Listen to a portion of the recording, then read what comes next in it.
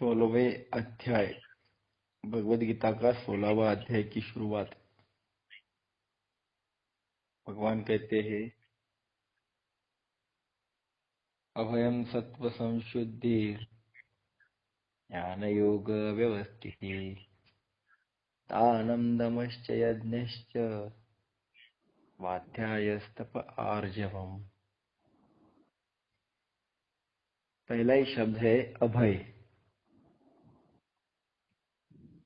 जीवन में भय नहीं चाहिए। डरता कौन है? जिसने कुछ किया ही नहीं है।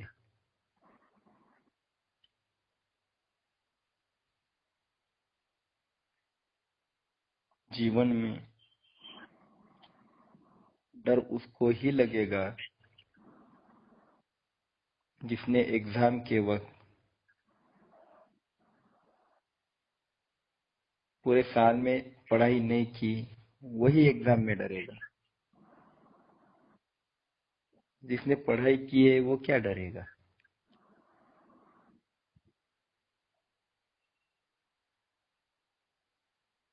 मास्टर जी ने अगर कहा इतनी पढ़ाई करके आओ, 2 दिन के बाद मैं आपका होमवर्क देखूंगा। अब 2 दिन के बाद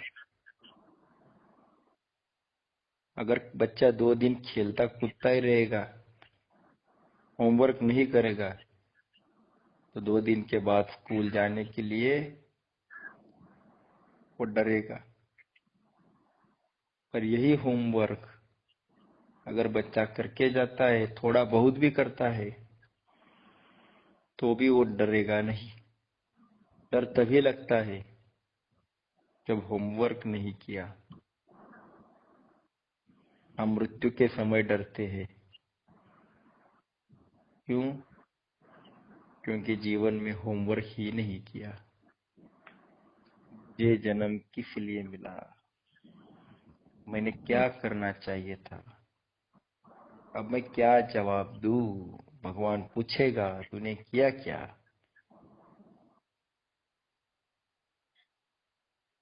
डर सताता है।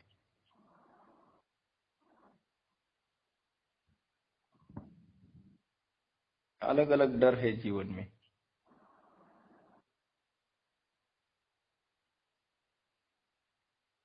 वित्त का डर। हमारा पैसा चला गया तो हम फिक्स डिपॉजिट में रखते हैं, सोना खरीद लेते हैं, जायदाद खरीद लेते हैं। डरते हैं कहीं वित्त चला गया तो।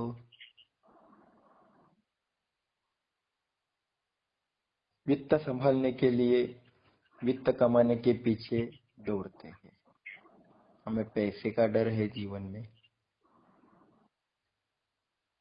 मान हानि का डर है। हमें लगता है सम्मान चला गया तो, मुझे सम्मान नहीं मिला तो, अगर किसी प्रोग्राम में भी जाता हूँ, आगे की कुर्सी नहीं मिलती तो अपमान लगता है।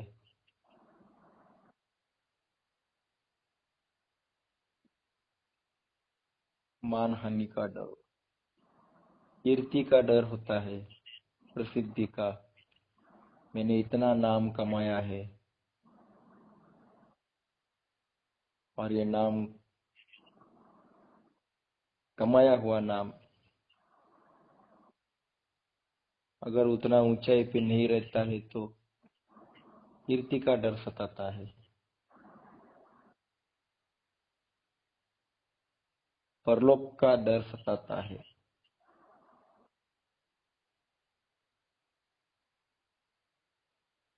कहाँ जाना है? कौन होगा वहां? कौन सा, कौन सी दुनिया होगी, कुछ पता नहीं। परलोक का डर, मृत्यु का डर होता है, मृत्यु का भय। मरने के बाद क्या होगा, मृत्यु आएगा तो क्या करेंगे, इतने सारे भय लेकर हम जी रहे हैं। और ये भय आखिर तक नहीं जाता। भय के साये में जी रहे हैं इंसान। हर एक मानव को किसी न किसी बात का भय है, डर है।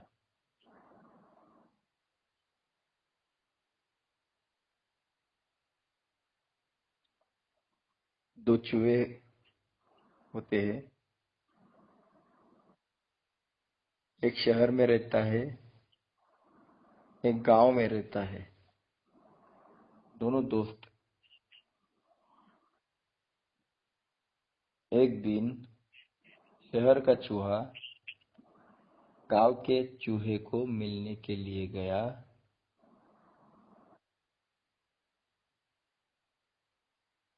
तो गांव का जो चूहा था वो खेतों में रहता था।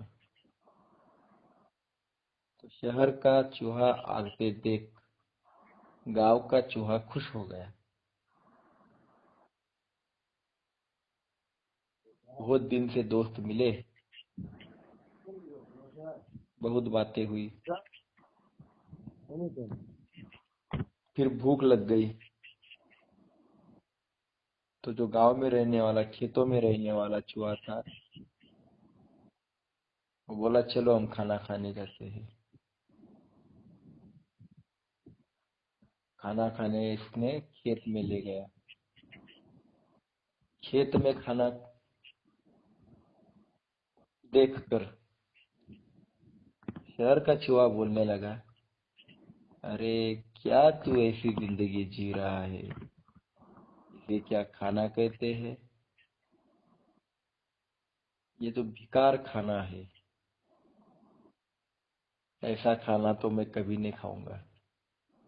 तू ऐसा जी रहा है, अरे रे, चल जीना क्या होता है मैं तुझे दिखाता हूँ। एक से एक बढ़िया खाना खिलाता हूँ। तू कभी मेरे पास आ, मैं तुझे दिखाता हूँ मैं कैसे बढ़िया जी रहा हूँ। को बहुत कुछ बोलता है। इसको बुरा लगता है कि हाँ मैं गरीब हूँ, खेतों में खा रहा हूँ, जो भी कुछ पड़ा है मिलता है वो खा रहा हूँ। कोई बात नहीं, शहर जाऊंगा इसके साथ, वहां का जीवन देखूंगा।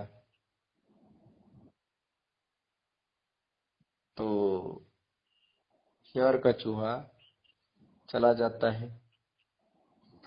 कुछ दिन के बाद गांव का जो चूहा होता है वो शहर जाता है। शहर का वो सब कुछ माहौल देखकर उसे अजीब सा लगता है। वहां का वो सब कुछ भाग दौड़, वो सारा जीवन देखकर उसे अलग लगता है, अजीब सा लगता है। वो दोस्त के घर आ जाता है।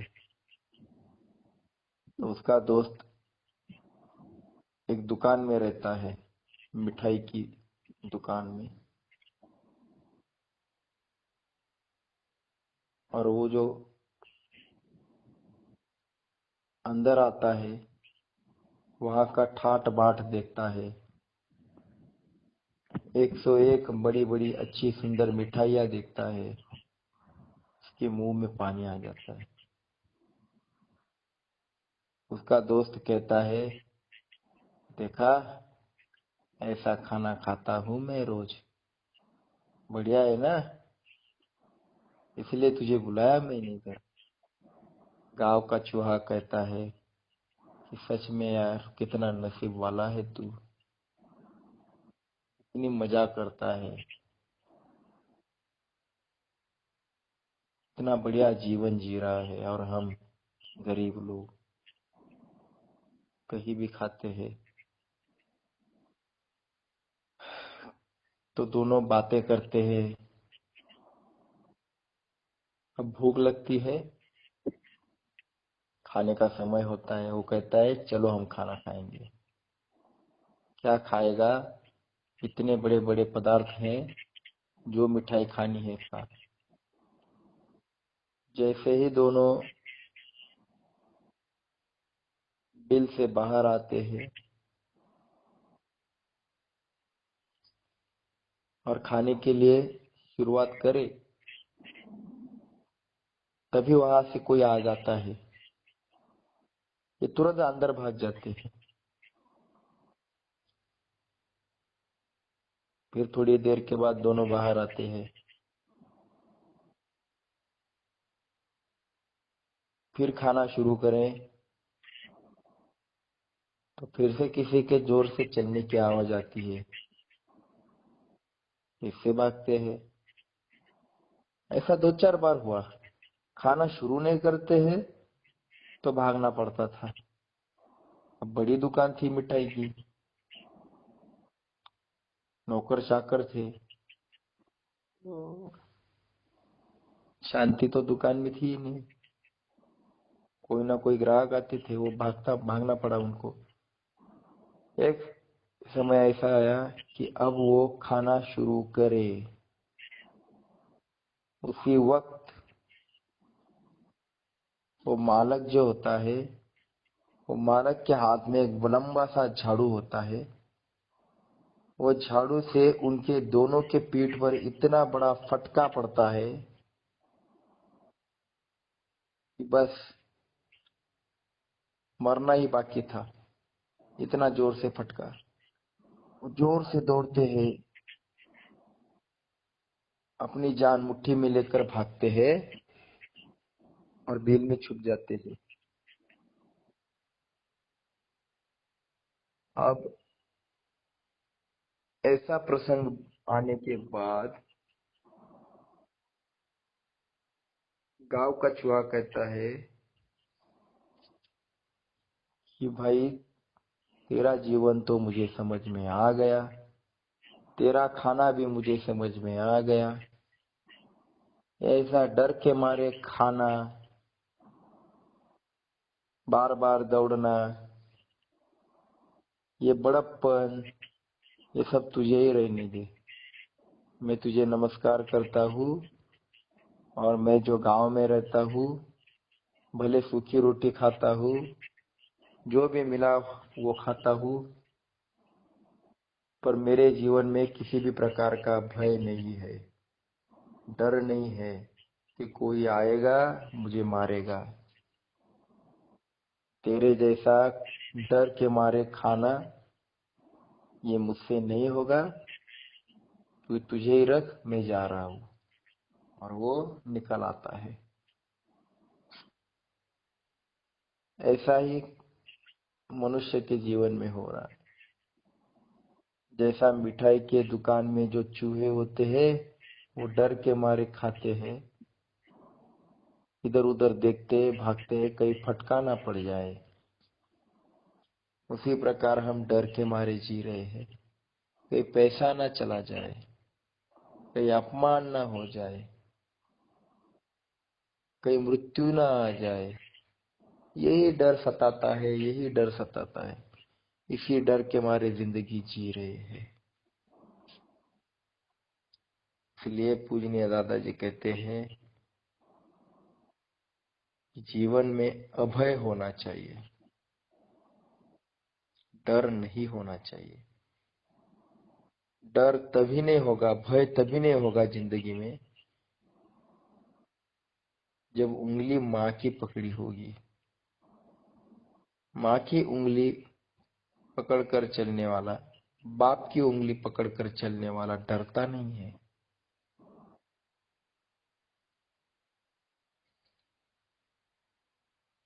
उसे भय नहीं होता है,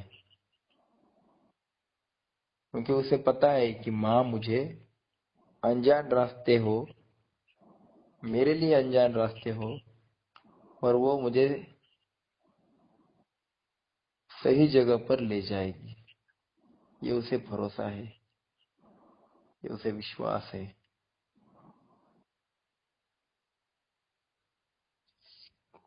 पूजनीय दादाजी हमारे माँ है, पिताजी की तरह है।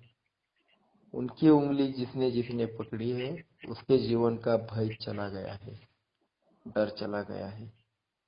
क्योंकि दादाजी ने स्वाध्याय का ऐसा रास्ता दिया है, केवल दिया नहीं है, उंगली पकड़कर चलना सिखाया है।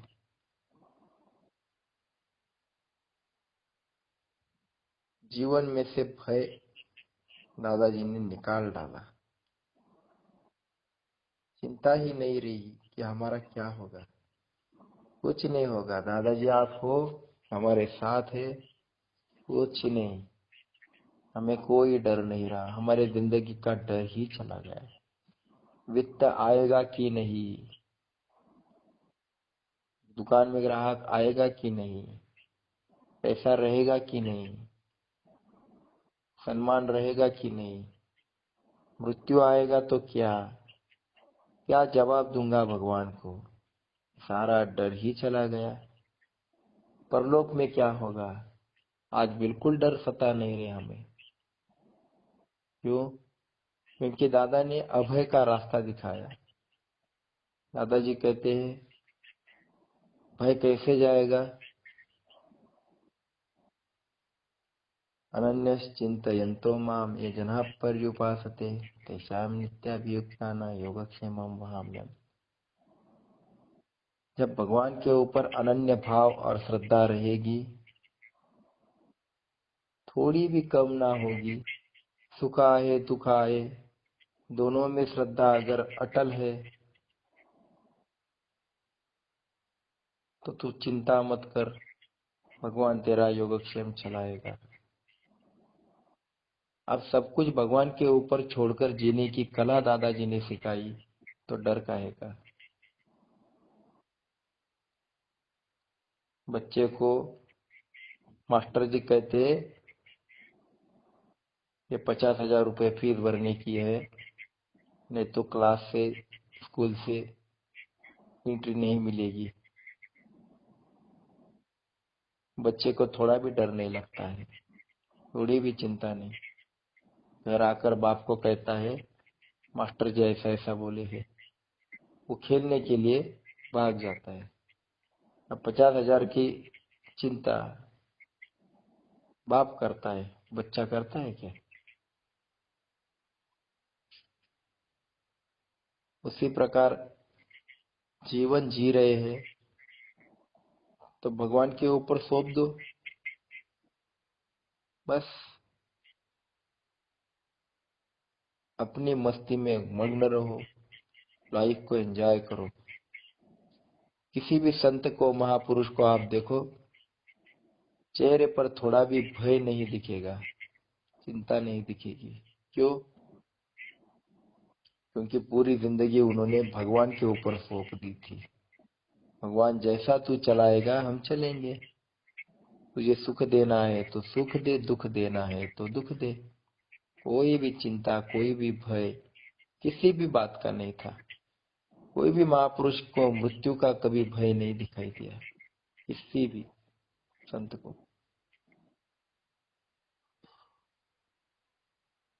तुकाराम, संत तुकाराम महाराज, इतना बड़ा नाम था, और नाम के पीछे कभी नहीं दौड़े। लोगों ने इतना बड़ा नाम दिया था, इतना उठाया था उन्हें, सब जगह उनका नाम लिया जाता था कि कितने बड़े महापुरुष है, संत है।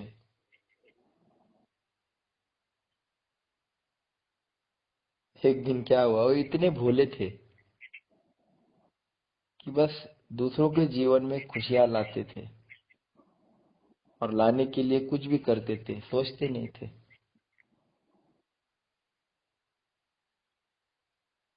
एक प्रसंग याद आ गया उनका, फिर भी वो इतने सभी परिस्थितियों में खुश रहते थे। उनको किसी किसान ने इतने सारे गन्ने दे दिए, वो कंधे पर लेकर आ रहे थे इतने सारे मीठे गन्ने। रास्ते में बच्चे उनके पीछे लग गए, तो उन्होंने एक एक एक कर घर तक आते आते सब बांट दिए। एक ही गन्ना उनके हाथ में रह गया था। और इनकी बीबी दूर से देख रही थी कि ये बांटते बांटते आ रहे। एक तो घर में कंगाली, पैसा बिल्कुल नहीं, खाने को कुछ नहीं, कपड़े लत्ते सब फटे हुए, पैसा का प्रॉब्लम। घर में बच्चों को खाने के लिए नहीं, और ये सारी दुनिया को बांट रहे हैं। और वो बहुत गुस्सा करती थी, वो गुस्सेल औरत थी, झगड़ा करती थी बार बार। फिर भी उन्होंने कभी अपनी पत्नी को नाम नहीं रखा कि भगवान ने कैसी पत्नी दी जो बार बार झगड़ा करती है, कभी नहीं। फिर भी भगवान से कहते थे, भगवान तूने बहुत अच्छी पत्नी दी, क्योंकि इसकी वजह से मेरा संसार में मन नहीं लगता, मेरा तुझ में मन लगता है। अगर बहुत अच्छी पत्नी देता, वो अगर झगड़ा नहीं करती, तो मैं तेरे पास कैसे आता? मैं तो उसके अंदर उसके पास रहता, संसार में अटक जाता। भगवान तेरा शुक्रिया है, ऐसा कहते थे। पर कभी भगवान को कुछ बोलते नहीं थे। तो वो देखती है कि सारे गन्ने बांट दिए, एक गन्ना घर तक आ जाता है।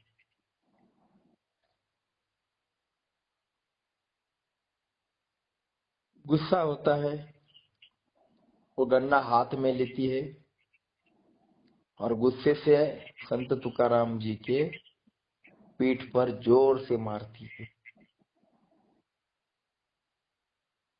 क्या खाने को नहीं और पूरी दुनिया को बांट रहे हो?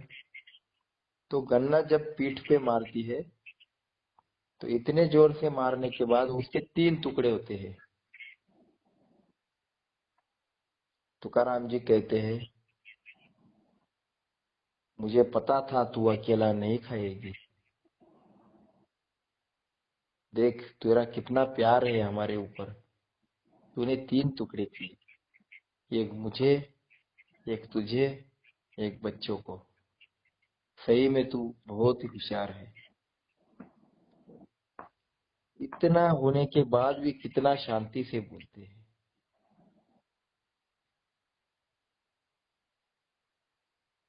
तो एक दिन क्या होता है, उनका स्वभाव ऐसा था। एक दिन क्या होता है कि वो रास्ते में जा रहे थे, तो एक औरत, गर्भवती औरत, वो विधवा थी, पति मर गया था, पर गर्भवती थी। तो वो एक कुएं में जान देने के लिए जा रही थी। तुकाराम जी ने देखा, संत तुकाराम जी ने देखा कि वो जान दे रही है, तो उन्होंने तुरंत उसको पकड़ा और बाजू किया। बोले, बहन जी आप ये क्या कर रही हो? ये मनुष्य देह ऐसा फेंकने के लिए नहीं दिया है, ये क्या कर रही है आप? गलत है ये। वो रोती है, उनसे क्षमा मांगती है, कहती है, आप बताओ मैं अब मरूं नहीं तो क्या करूं? अब मेरे नसीब में मरना ही है, क्योंकि वो बदनाम हो चुकी होती है। बच्चा पेट में किसका है? ये पाप किया हुआ है। अब लोग मुझे ताना दे रहे हैं, पूछ रहे हैं, मैंने गलती तो की है, अब क्या करूं मैं? अब मेरे नसीब में मरना ही है, मैं जान दे रही हूँ। पेट में बच्चा किसका है, मैं किसका नाम दूं? तब तुकाराम जी क्या कहते हैं कि जाओ सबको बताओ ये तुकाराम जी का बच्चा है, मेरा नाम दे दे जा। अब तुकाराम जी इतने भोले थे कि उनको परिणाम की चिंता ही नहीं थी। उनको समझ में ही नहीं आया कि मैं ऐसा बोल रहा हूँ, इसका परिणाम क्या होगा। अब वो तो जाकर सबको बता देती है कि पेट में बच्चा तुकाराम जी का है। तो सारी जगह से छी थू होने लगती है, गालियां देना लगते हैं लोग। कहते हैं कि अरे इतना बड़ा संत समझते थे और ये तो पाप करता है, ये तो व्यभिचार करता है, ये काहे का संत। लोग गुस्सा हो जाते हैं, उनको पकड़ कर लाते हैं, उनका मुंह काला करते हैं और गधे पे बिठाते हैं। बोलते हैं इन्होंने गलत काम किया है और सारे गांव में उनको घुमाते हैं। सारे गांव के लोग गधे पर बिठाकर घुमाते हैं। तुकाराम जी कहते हैं भगवान क्या बात है, आज तो बड़ी खुशी का मौका मिला है।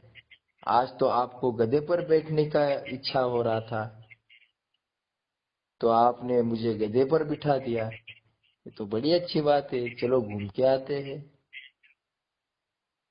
कुछ भी उनके मन में कोई भी ऐसा बात नहीं आई जिससे वो गुस्सा हो जाए कि भगवान इतना काम करता हूँ और ये क्या गधे पे बिठा दिया, मेरा अपमान हो गया। बिल्कुल कुछ भी मन में नहीं आया। अब इसके बाद लोग उनके पास आना बंद कर दिए। इतनी भीड़ रहती थी, उनको इतना मान सम्मान था, अब कोई भी नहीं आता था। तो संत तुकाराम जी कहते हैं भगवान अब बहुत अच्छा हो गया कि कोई भी मेरे पास नहीं आता है। अब केवल तू और मैं दोनों ही है, एक दूसरे से बातें करेंगे। अब कोई हमें डिस्टर्ब नहीं कर रहा है, मजा आ रहा है। बहुत बढ़िया हो गया कि तूने ये सब किया, तेरा बहुत बहुत शुक्रिया। अब हम दोनों के बीच में तीसरा कोई नहीं। अब घंटों में तेरी भक्ति करूंगा।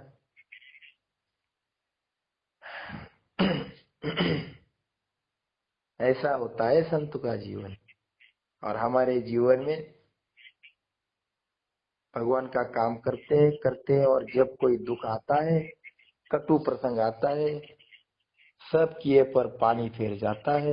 एक ही झटके में कहते हैं भगवान तू है कि नहीं, क्या मेरे ही पीछे सब कुछ, ये सब दुख दर्द, इतना करता हूँ तो भी मुझे ही तकलीफ।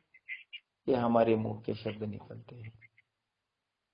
ये हमारा जीवन ही ऐसा है, सामान्य इंसान है। इसलिए दादाजी ने असामान्य होने का रास्ता दिखाया, स्वाध्याय। तो स्वाध्याय कर, तेरे जीवन से अपने आप भय चिंता डर चला जाएगा, कोई भी चिंता नहीं रहेगी।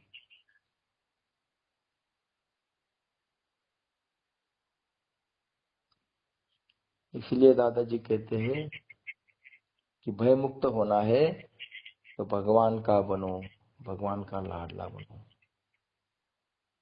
का ही रास्ता स्वाध्याय है। भय चला जाता है, स्वाध्याय करने से डर चला जाता है, क्योंकि भगवान मुझे संभाल रहा है, भगवान मेरा जीवन चला रहा है, इसकी अनुभूति होती है, अनुभव आता है।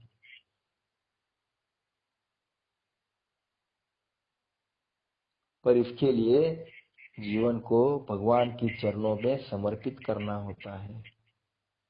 क्या हमने अपना जीवन भगवान को समर्पित किया है? हमने अपनी नौकरी को जीवन समर्पित किया है, धंधे को समर्पित किया है, परिवार को समर्पित किया है, दोस्तों को समर्पित किया है, पैसे को समर्पित किया है, भगवान को किया? भगवान को समय देते हो? क्या देते हो भगवान को? दादाजी कहते हैं कि हम भगवान को जब पत्तियां चढ़ाते हैं, पत्रम पुष्पम फलम तोयम यो में भक्ता प्रयश्चिति तदहम भक्ति परितमष्टामि प्रयतात्मनः। पान फूल फल पानी, भगवान कहता है ये देने वाला अगर भक्ति भाव से देता है तो मैं खुश हो जाता हूँ। तो क्या भगवान इतनी साधारण चीज देने से खुश हो जाएंगे? पेड़ की पत्तियां तोड़ दी, भगवान के चरणों में डाल दी, भगवान खुश हो गए।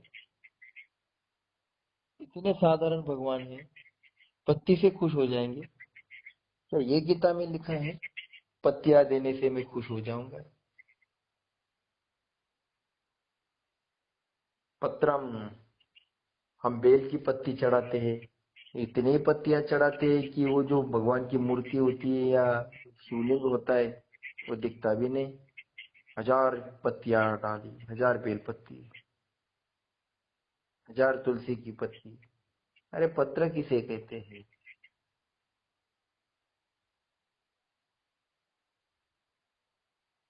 आप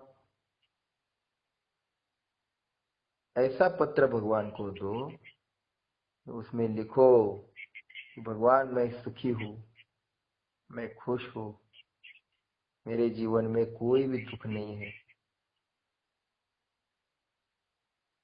कभी ऐसा समाधान का पत्र आपने लिखा?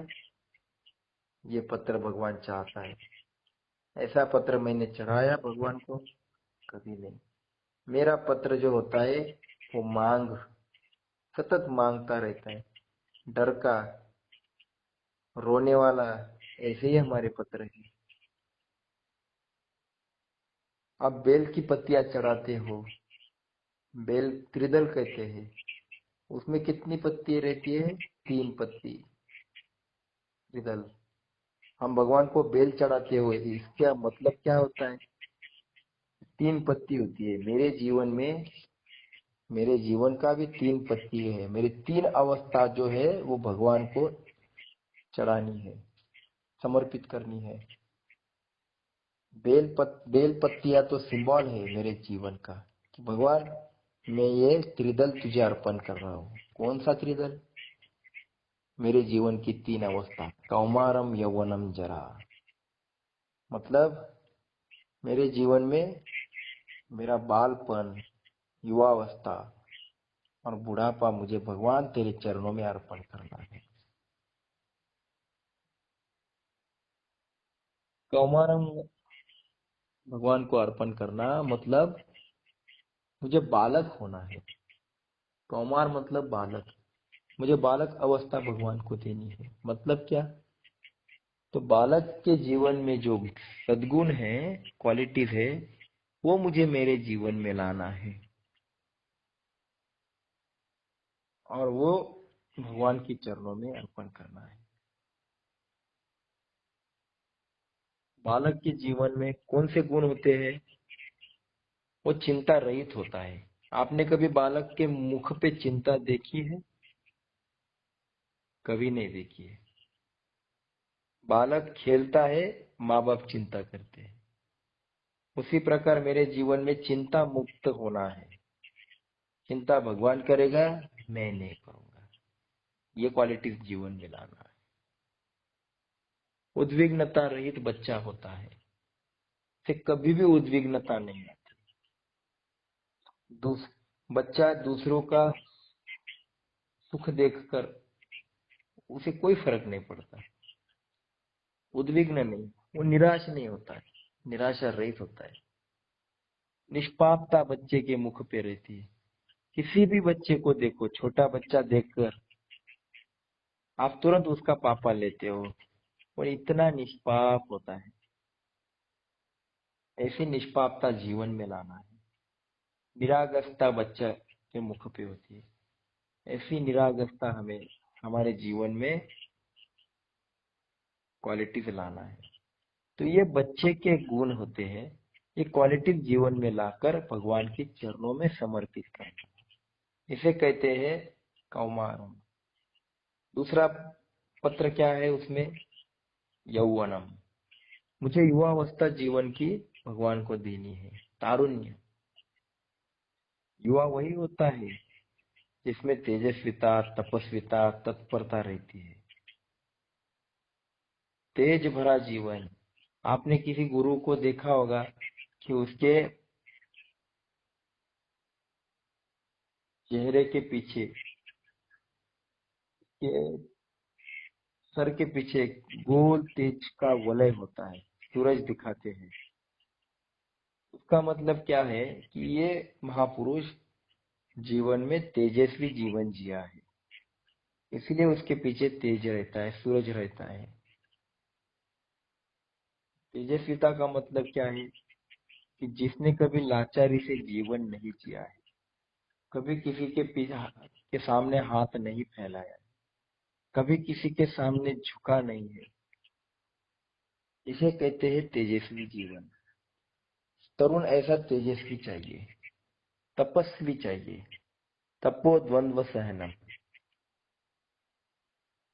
द्वंद्व सहन करने की शक्ति उसमें चाहिए, उसे तप कहते हैं।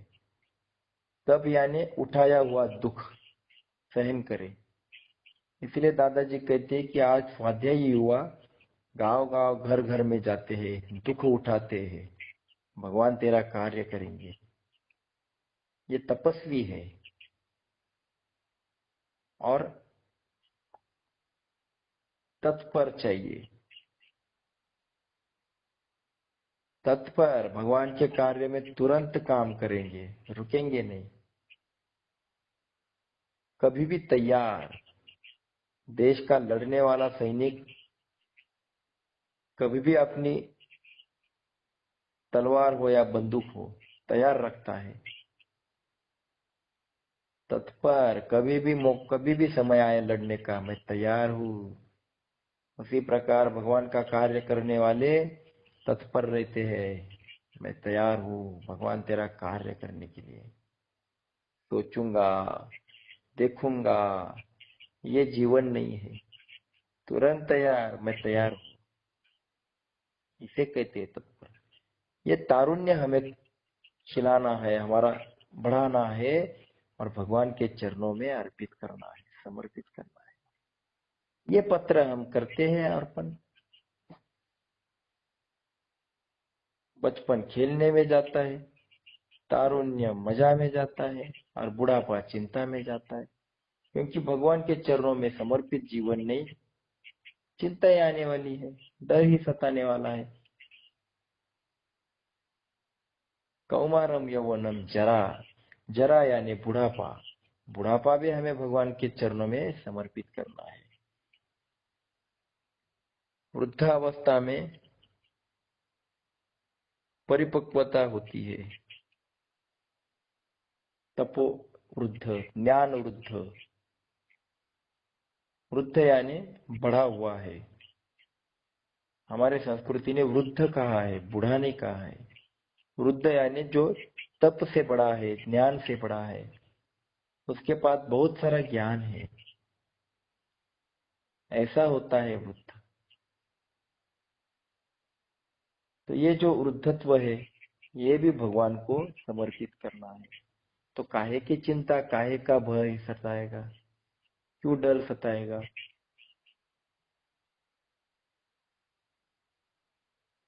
पर यह तभी होता है जब जीवन में स्वाध्याय होता है। डर तभी चला जाएगा जब भगवान मेरे साथ है, इसका अनुभव आएगा।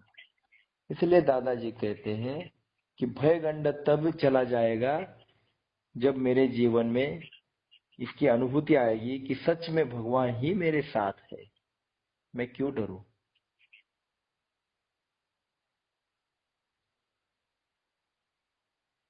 तो कल परसों ही कहानी बताई थी कि अगर रात के 12 बजे अमावस की रात में दूसरे गांव को जाते वक्त अगर कोई लंगड़ा भी आदमी मिल जाता है तो भी भय चला जाता है।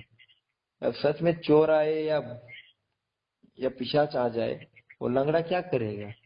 जो खुद को नहीं बचा पाएगा वो इसको क्या बचाएगा। फिर भी डर चला गया कि नहीं, कि कोई तो मेरे साथ है। उसी प्रकार जीवन में अगर ये समझ में आता है कि भगवान मेरे साथ है, तो जीवन में भय चला जाएगा। और इसकी अनुभूति से केवल त्रिकाल संध्या से होती है। जो त्रिकाल संध्या करता है उसे ही ये समझ में आता है कि मेरे साथ भगवान है। और मेरे साथ अगर भगवान है तो जीवन में डर काहे का। दुनिया चलाने वाला, सृष्टि चलाने वाला भगवान अगर मेरे साथ है तो मैं क्यों डरूं। किससे डरूं? क्या आवश्यकता है डरने की? भय चला जाता है। इसलिए भगवान का रिश्ता जोड़ना है, भगवान से रिश्ता बांधना है, तो उसको कृतज्ञता पूर्वक याद करना सीखो, सातत्य से याद करना सीखो। तो ये होगा त्रिकाल संध्या से और स्वाध्याय करने से। तो भगवान से और दादाजी से आशीर्वाद मांगते हैं। दादाजी, हमें त्रिकाल संध्या खुद करेंगे और दूसरों तक ले जाएंगे, ये शक्ति हमें दे दो। स्वाध्याय करने के लायक हमें बना दो और भगवान से रिश्ता हमारा बांध दो। हम दादाजी से आशीर्वाद मांगते हैं। कल शायद 19 अक्टूबर है, उनका जन्मदिन है, बहुत बड़ी खुशी का दिन है। दादाजी, आप हमारे लिए सृष्टि पर आए और हमारे जीवन का आपने रास्ता ही बदल दिया। दुख दर्द से भरा हुआ, चिंता से भय से भरा हुआ जीवन आपने खुशी में परिवर्तित कर दिया। आपको कोटि कोटि वंदन। कल मनुष्य गौरव दिन है। सच में इंसान का गौरव बढ़ाया तो आपने ही बढ़ाया।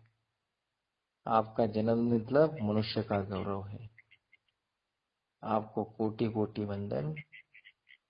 और आज हम यहाँ पर रुक जाते हैं। जय योगेश्वर। जय योगेश्वर।